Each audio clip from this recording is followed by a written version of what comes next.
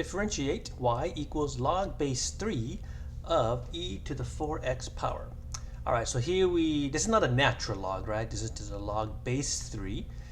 So we want to take the derivative of this guy here.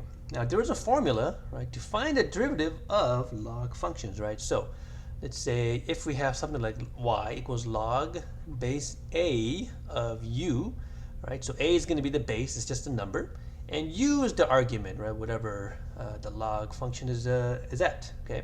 So dy dx, right?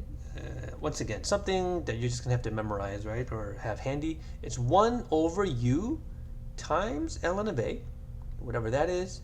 But then, by the chain rule, right, we're gonna have to take the derivative of du dx. Right?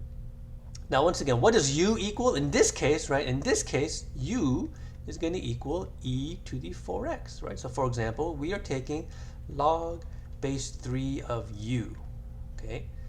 And once again, this du dx is due to the chain rule, right? It's a composite function. Okay? All right, so what do we got in this case? Well, let's find dy dx. Don't be confused by the notation, right? It's dy dx because we are taking the derivative of this y equation with respect to x.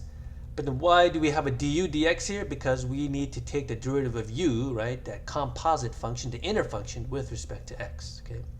So what does the formula tell us? It's 1 over u, which in this case we know, right, is e to the 4x, times ln of 3 in this case, right, that is the base, times what?